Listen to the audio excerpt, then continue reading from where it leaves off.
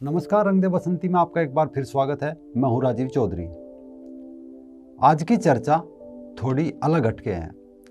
दोस्तों, कल की बात है। कल छुट्टी थी तो दोपहर में कुछ दोस्तों के साथ बैठा था। राजनीति की बात चल रही थी। मुद्दा था सीएए के विरोध में हुई हिंसा। एनआरसी एनपीआर से शुरू हुआ और पाकिस्तान में ननकाना साहिब में हुए ताजा हमले पर पहुंच गया कि किस तरह गुरु नानक जी के गुरुद्वारे को तोड़कर मस्जिद बनाने का शोर वहां गूंज रहा था,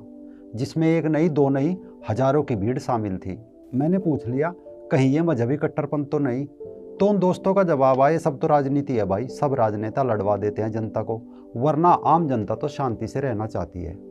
ये सब वोट बैंक की राजनीति करते हैं, वरना कोई धर्म मजहब बुरा नहीं होता। यह सब सुनकर मुझे हाल ही में हुई हिंसा की याद आने लगी। हिंसा में लग रहे नाराए तकबीर कानों में गूंजने लगे और साथ ही अचानक मेरी आंखों के सामने पिछले 1300 सालों का इतिहास घुमड़ घुमड़ कर आने लगा। मैंने सोचा, क्या सब कुछ राजनीति थी? 8वीं सदी में मोहम्मद बिन कासिम का जिहादी जंगी जुनून, काफिर राजा दाहिर का कटा हुआ सिर, इराक में हज्जाज इबन यूसुफ के हरम में दाहिर की बेटियां, लड़ाई के बाद सिंध की सड़कों पर सड़ती काफिरों की लाशें, हमारे सैनिकों की दिल चीर देने वाली चीखें, जिहादियों के चंगल में आई हजारों काफिर औरतें, उनकी बोटी बोटी नोचे जाने से उठी चीख पुकार, क्या सब कुछ राजनीति थी? 10-10 जिहादियों के नीचे फंसी माँ, जिसके दूध पीते बच्चे को अल्लाह अकबर के नारे के साथ भाले की नोक घुसाकर हवा में उछाल दिया गया, और वो माँ जो यह न जान सकी कि कौन सी तकलीफ ज़्यादा बड़ी है, अपने जिस्म को नुचवाना या अपने बच्चे को भाले की नोक पर लटके हुए देखना, या जिगर के टुकड़े को आखिरी आशीर्वाद भी नहीं दे पाना। क्या सब कुछ राजनीति थी? 11वीं सदी के पहले साल से ही महमूद गजनवी के जंगी दस्ते के 1 2 नहीं 3 नहीं बल्कि 17 बार सोमनाथ के मंदिर का विध्वंस, करोड़ों हिंदुओं की आस्था का प्रतीक ज्योतिर्लिंग जब टुकड़े टुकड़े होकर जिहादियों के कदमों में पड़ा था, हजारों सिर गर्दनों से जुदा करके खेतों में फेंक दिए गए, पेशावर, मुल्तान, लाहौर जले हुए काफिरों के घर, उसमें भुट्टे की तरह भून दिए गए बुत परस्त काफिर, क्या सब कुछ राजनीति थी? 12वीं सदी के वे गुरु चेला ख्वाजा चिश्ती और मोहम्मद गोरी, राजा पृथ्वीराज, उसी के राज में उसी के टुकड़ों पर दया पर पलने वाली चिश्ती के ख्वाब में इस्लामी नबी का आना, उसका हिंदुस्तान पर हमला करके बुत परस्त काफिरों को सबक सिखाने के लिए गोरी को चिट्ठी लिखना, फिर पहली लड़ाई में पृथ्वीराज के सामने घुटनों के बल आकर सिर झुकाने वाले गोरी का अगली बार फिर से झपटना और अपनी जान बकसने वाले के सिर को अपने मुल्क ले जाकर किले के दरवाजे पर टांग देना, उसके साथ हुआ अल्लाह अकबर का अट्टहास, हिंदुस्तान में काफिरों के खून से घुटनों तक दरिया बनाने के गुरु चेले के मंसूबे और कत्लेआम, क्या सब कुछ राजनीति थी? 13वीं सदी में बख्तियार खिलजी का हमला, नालंदा और विक्रमशिला के महीनों तक जलते भवन, तकबीर के नारों से फतेह के जश्न के शोर के बीच मौत के आगोश में समा गए हजारों बौद्ध आचार्य, शिक्षक, शिष्य, मर्द, औरत, बच्चे, क्या सब कुछ राजनीति थी?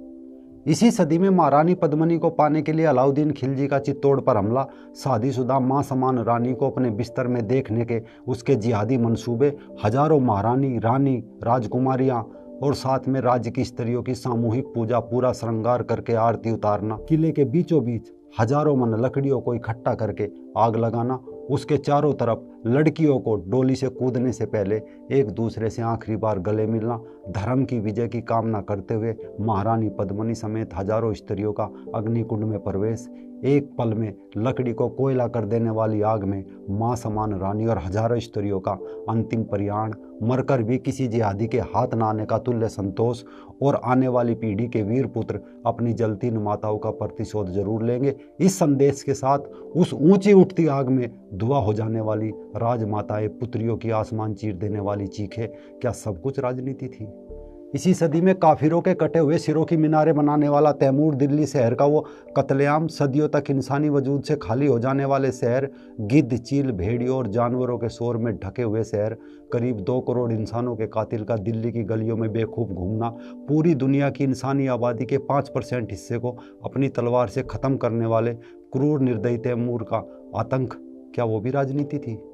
16वीं सदी के मुगल बाबर के हाथों काटे गए हजारों सिरों की मीनारों के जुलूस, मीनारों के खौफ से पूरे के पूरे शहरों का इस्लाम कबूल करना, औरतों की दर्दनाक दास्ता, बाबर के हरम से हर रात निकलने वाली कमसीन बच्चों की चीखें, अफीम के नशे में सर काटने की प्रतियोगिता, करोड़ों हिंदुओं के भगवान राम के मंदिर का जमीन में दफन किया जाना, क्या सब कुछ राजनीति थी? इसी सदी में बाबर के पोते अकबर का अपने उस्ताद बैरम खां को निकालकर मां समान उसकी बीबी से निकाह, चित्तौड़ के कब्जे के दिन 30,000 बेगुनाह औरतों, बच्चों, बूढ़ों, जवानों को अपने हाथों से कत्लेआम, सैकड़ों राजस्त्रियों का जौहर की आग में फिर से कूदना, 5,000 काफिर औरतों, बच्चों का भरा हुआ हरम। इसी सदी में अकबर के बेटे जहांगीर का हिंदू और सिखों के गुरु अर्जुन देव जी का इस्लाम अपनाने से इनकार, गुरु की मौत का फरमान, जलते लोहे के तवे पर गुरु का बैठना, ऊपर से गर्म रेत से उसके बदन को छलनी करना, भालों से गुरु का मांस उतारना, बादशाह जहांगीर का आखिरी बार इस्लाम कबूल करने का फरमान और गुरु का इनकार, उसे गाय माता की खाल में सीलकर मारने का फरमान, क्या सिर्फ राजनीति थी? इसी सदी में अकबर के पोते औरंगजेब के हाथों इस्लाम कबूल नहीं करने पर लाखों काफिरों का कत्लेआम, हजारों मंदिरों को जमीन दोज करके मूर्ति पूजक हिंदुओं को खुदा की ताकत का एहसास करवाना, हिंदू सिखों के गुरु तेग बहादुर जी को इस्लाम कबूल नहीं करने पर कत्ल का फरमान, दिल्ली की धरती पर गुरु का उड़ता हुआ सिर, भाई मतीदास को रुई में लपेट कर जलाना, भालों पर झूलते 700 सिखों के दिल्ली में कटे हुए सिर लेकर जुलूस निकालना, क्या वो भी राजनीति थी? छत्रपति शिवाजी महाराज के बेटे छत्रपति संभाजी की यातनाओं के 20 दिन, इस्लाम नहीं कबूल करने पर खंजर से निकाली गई उसकी आंखें, अल्लाह अकबर नहीं बोलने पर खींची गई उसकी जबान, उंगलियों से खींचे गए नाखून, पत्थरों से कुचली गई उंगलियां और चिमटे से खींची गई जिस्म की खाल, खंजरों से काटी गई बोटी बोटी, तलवार से कलम किया गया सिर, क्या सिर्फ राजनीति थी? 18वीं सदी में हिंदू सिखों के 10वें गुरु गोविंद सिंह जी के 5 और 7 साल के छोटे बच्चों का अपहरण, उन्हें इस्लाम कबूल करने का हुक्म, बच्चों का इनकार, दीवार में जिंदा चिनवाए गए वो मासूम बच्चे, अल्लाह अकबर का शोर, बच्चों के बलिदान का बदला लेने वाले बंदा बैरागी का दिल्ली आना, शेर के पिंजरे में उसे कैद करके दिल्ली शहर में घुमाना, दूध मुही बच्चे का मांस खंजर से निकालकर पिता बंदे के मुंह में ठूसना, इस्लाम कबूल नहीं करने पर बदन के टुकड़े टुकड़े करके दिल्ली की सड़कों पर फेंक देना, क्या सिर्फ राजनीति थी? पैगंबर के अपमान करने के जुर्म में 14 साल के मासूम बालक हकीकत राय का लाहौर में मां की आंखों के सामने तन से जुदा सिर, क्या वो भी एक राजनीति थी? अब मन में एक सवाल जरूर कौंध रहा होगा कि क्या कारण है जिस देश की पिछली 13 सदियों में एक एक साल खून से डूबा हुआ हो, एक भी सदी औरतें बच्चों की अनगिनत चीख पुकार सुने बिना नहीं बीती हो, जिस देश में आज भी उन 1300 सालों के हमलावर और माओ को नंगा घुमाने वालों को, उनकी अरब की गुलाम मंडियों में बेचने वाले, बलात्कार करने वाले, लाखों मंदिरों को तोड़कर उन पर मस्जिद बनाने वाले, करोड़ों लोगों को तलवार के जोर पर हिंदू से मुसलमान बनाने वाले को हीरो और इस्लाम का गाजी समझा जाना, क्या ये भी सिर्फ एक राजनीति है? गजनी बाबर औरंगजेब के नाम की मस्जिदें बनाकर उनमें बैठकर करोड़ों हिंदुओं के जख्म पर दिन में 5 बार, सप्ताह में 34 बार, महीने में 150 बार और साल में 1725 बार नमक मिर्च रगड़ा जाता है, जिस देश में एक बलात्कारी की मस्जिद के नाम पर लाखों लोग सड़कों पर उतर आते हो, औरंगजेब के नाम की मस्जिद से दिल्ली में तकदीर की जाती हो, जिस देश को 70 साल पहले लुटेरों के सम्मान में उन्हें मानने वालों ने 2 टुकड़े करके फेंक दिया हो, जिस देश के टुकड़े होने के बाद भी बचे कुचे भागकर शरीयत के काले कानून के साए हो, जिस देश के 20% लोग देश का कानून मानने से इनकार करते हो, जिनका मजहब मुल्क से ऊपर हो, क्या ये भी सिर्फ एक राजनीति है?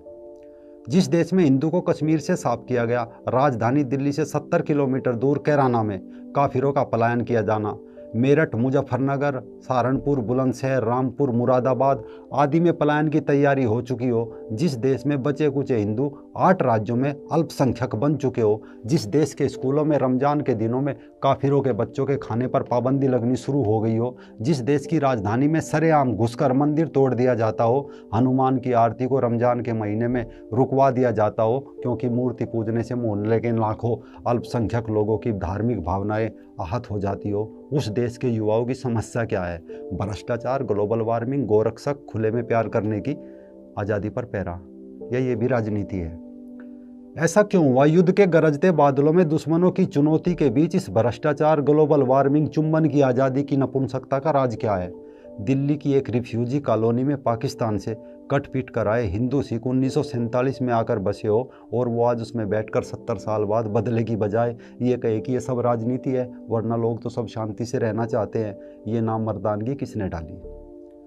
हिंदुस्तान के विभाजन में पाकिस्तान मुस्लिम रियासत होगी, हिंदुस्तान हमेशा की तरह धर्मनिरपेक्ष रहेगा। सदियों लुटने पिटने के बावजूद भी मानवता ही हमारा धर्म है, अहिंसा ही हमारा रास्ता है। कि खोखले जुमले इस देश की तकदीर बने कि सब धर्म बराबर है, क्या अर्थ है इनका? ये जुमले इतिहास को मुंह चिढ़ा रहे हैं। हिंसा को हिंसा से जीतेंगे, झूठ को सच से जीतेंगे, नफरत को मोहब्बत से जीतेंगे। इस तरह के मदारी का खेल करते हुए यहाँ के नपुंसक नेता सत्ता पाते रहे और ये नारे रटाते रहे। क्या ये भी सिर्फ एक राजनीति थी? सदियों से हिंदुस्तान पाने का और विजय समझने वाला मुसलमान कहीं बंटवारे की वजह से बहुसंख्यक हिंदू की नफरत का शिकार ना हो, इसके लिए शुरू हुआ हिंदू मुस्लिम एकता का भयानक खेल। बहुसंख्यक हिंदुओं के मन में अल्पसंख्यक मुसलमानों के लिए भाईचारा बढ़ाने के लिए रचा गया एक नया इतिहास। 1000 साल के हमले को 1000 साल की हुक्मरानी सल्तनत का नाम दिया गया। हर मुसलमान हमलावर और 2 कोड़ी के गाजी को हिंदुस्तान का राजा बताया गया। क्या ये सिर्फ राजनीति थी? अफीम के नशे में हाथी और गैंडे में फर्क ना कर पाने वाले बाबर को हिंदुस्तान का मुगल साम्राज्य का संस्थापक बताया गया।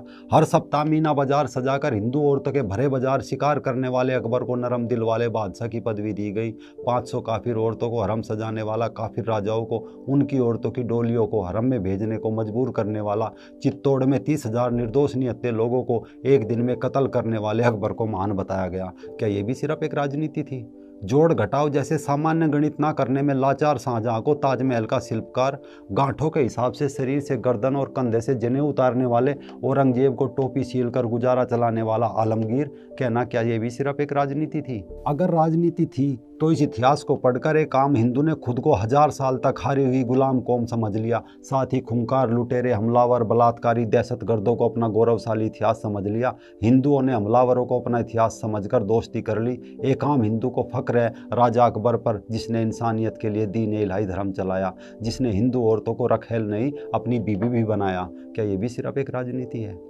दिल्ली में Babar road, Humayun road, Akbar road, Jahangirpuri, Shahjahan road, Aurangzeb road, Sher Shah Suri road आदि दिल्ली की गंगा जमनी सभ्यता की प्रतीक समझी गई।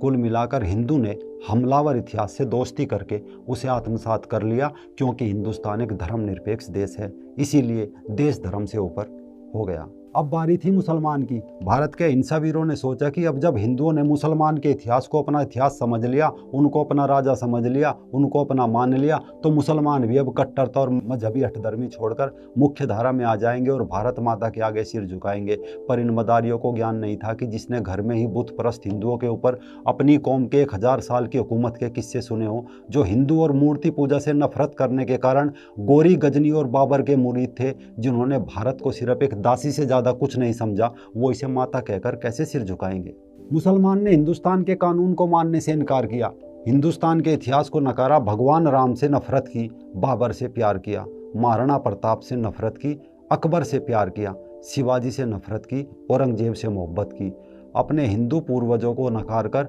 अपनी माँ बहन के हत्यारों के आगे सजदा किया। नतीजा ये निकला कि एक आम हिंदू अपना ख्याल भूलकर यह कहकर कि यह सिर्फ राजनीति है, गैरों की गोद में जाकर बैठ गया और एक आम मुसलमान दोबारा हिंदुस्तान पर इस्लामिक हुकूमत के सपने देखने लगा, मरने को तैयार हो गया, धर्मनिरपेक्षता को नकार दिया गया। क्या ये भी सिर्फ एक राजनीति थी? कुछ लोग कहते हैं भाई बात तो आप ठीक कहते हैं, पर यह सब बताकर शांति भंग हो जाएगी। तो भाई शांति तो मरत देह में भी होती है, क्या वो कबूल है? न्याय और शांति, जब भी किसी एक को चुनना हो तो न्याय को चुना जाता है। शांति न्याय का परिणाम हो तभी अच्छा लगता है। यदि वो न्याय का बहाना बन जाए तो कायरता हो जाती है और ये कहने पर मजबूर कर देती है कि ये सब राजनीति है। हिंदू मुसलमान एक है, उन्हें एक होना भी चाहिए, पर बाबर, अकबर, गजनी के सम्मान में नहीं, भारत माता के चरणों में, भारत माता के नियम मानने में, भारत माता के पुत्र बप्पा रावल, महाराणा प्रताप, छत्रपति शिवाजी, छत्रसाल, गुरु नानक जी, गुरु गोविंद सिंह जी, बंदा बैरागी, हरि सिंह नलवा, हकीकत राय, स्वामी दयानंद, बिस्मिल अशफाक अब्दुल हमीद, स्वामी विवेकानंद, स्वामी श्रद्धानंद, APJ अब्दुल कलाम को नमन करने के लिए साफ कहना होगा कि इसे छोड़कर और कोई भाईचारा हमें मंजूर नहीं होगा। दोस्तों, अगर आपको ये कार्यक्रम पसंद आया तो कृपया से लाइक करें, शेयर करें और कमेंट बॉक्स में अपनी राय जरूर रखें।